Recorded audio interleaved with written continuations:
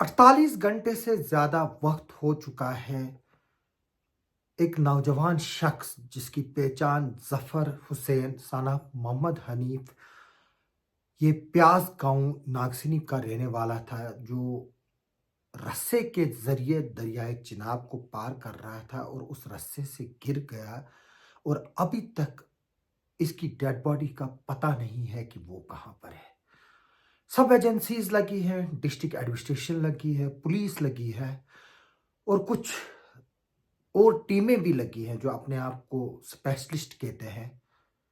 Red cross तो होती ही होती है, उनके मेंबर्स होते ही होते हैं, लेकिन 48 घंटे गुजर जाने के बाद भी अभी तक ज़फ़र जो लापता है, उसका पता नहीं चला है और ये प्रिज़्यूम किया जा रहा है कि उसकी इस हादसे में मौत हो गई है। जी हाँ, दरियाए चिनाब में फिर से एक बार एक नौजवान शख्स डूब जाता है और खानदान इस बात का इंतज़ार कर रहा है, जो रिश्तेदार है वो इस बात का इंतज़ार कर रहे हैं कि उसकी जो बॉडी है वो कब पहुँचे ताकि वो उसको मज़हबी रसूमात के साथ उसको दफ़नाएँ। ये कोई नई बात नहीं है, इसी प्यास का जो ये इलाका है, इसी रास्ते पे अब तक दर्जनों नौजवान लोग, बूढ़े बच्चे जो है वो गिरकर दरियाए चिनाब में गरक हुए हैं और हमारे पास एक ऐसा सिस्टम नहीं है कि हम एक इफ़ेक्टिव डाइवर्स की टीम हमारे पास हो, हमारे पास मशीनरी हो, हमारे पास रस्से हो, हमारे पास टेक्नोलॉजी हो, लेकिन कुछ भी नहीं है। हमने पाडर में देखा किस तरह से 3 दिन लगे 2 जो मिसिंग एक्सीडेंट में थे वहाँ पर उनको ढूँढने में। उसके साथ-साथ हमने देखा था कि प्रेम नगर के पास एक्सीडेंट हुआ था, कितना टाइम लगा उस गाड़ी को ढूँढने में और उसमें जो 2 मिसिंग पर्सन थे उनको निकालने में। उसके अलावा हमने पिछले साल देखा था कि किस तरह से राटले पावर प्रोजेक्ट साइट पर एक्सीडेंट होता है और उसमें एक नौजवान की लाश को निकालने में कई दिन लग जाते हैं। नाम के तो यहाँ पर हमारे पास पावर प्रोजेक्ट है, लेकिन वहाँ पर अगर हम बात करें तो फैसिलिटीज़ कुछ भी नहीं है, सिर्फ ऊपर से डिज़ास्टर है। एनवायरनमेंट डिज़ास्टर हो रहा है, कोई बात नहीं कर रहा है। रोज़ एक्सीडेंट्स हो रहे हैं, कोई बात नहीं कर रहा है। आज हमने देखा भंडारकोट में कई बार हमने उस सड़क का मुद्दा उठाया। पिछली बार दर्जनों लोग गाड़ी में सवार थे जिसका चक्का टूट गया था गड्ढों की वजह से। अल्लाह का शुक्र है कि वो गाड़ी बच गई थी। किसी ने वहाँ की तरफ नहीं देखा। आज ड्राइवर हज़रात खुद जमा हुए थे और गुत्थियों में मिट्टी भर-भर करके और छोटे-छोटे पत्थर भर-भर के उन गड्ढों में जो है वो डाल रहे थे ताकि उनकी गाड़ी कम से कम आसानी से वहाँ से निकल सके। जैसे कि मैंने बताया 48 घंटों से ज़फ़र हुसैन की लाश का अभी तक कोई पता नहीं चला है। लेकिन इतना ज़रूर है कि कुछ लोग वहाँ पर वीडियोज़ बना रहे हैं। वीडियोज़ मेरे पास भी आए हैं, वो मैं चला सकता हूँ लेकिन नहीं चलाऊँगा। क्योंकि कुछ लोग उस वीडियो के ज़रिए उन वीडियो के ज़रिए अपनी पब्लिसिटी कराना चाहते हैं।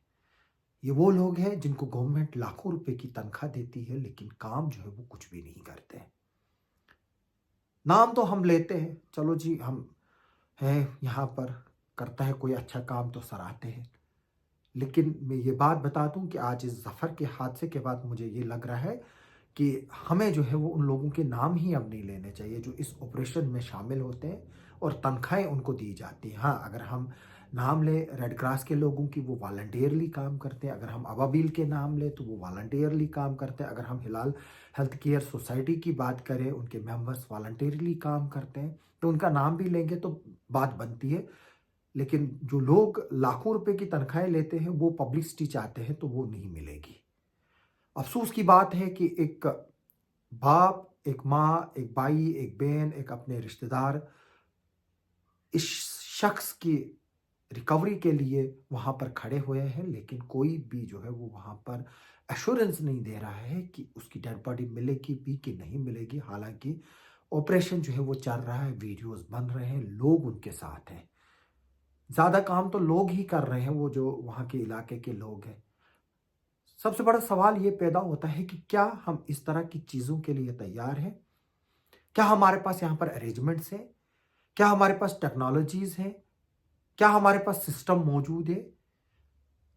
लेकिन अगर कुछ भी इनमें से मौजूद नहीं है, जो है नहीं, जो हमारे पास होने चाहिए, हमारे पास एलीट डाइवर्स होने चाहिए, हमारे पास बोट्स होनी चाहिए, हमारे पास यहाँ पर जो है वो बाकी इक्विपमेंट्स होने चाहिए, रस्से होने चाहिए, ऑक्सीजन सिलेंडर्स होने चाहिए, लेकिन कुछ भी नहीं है।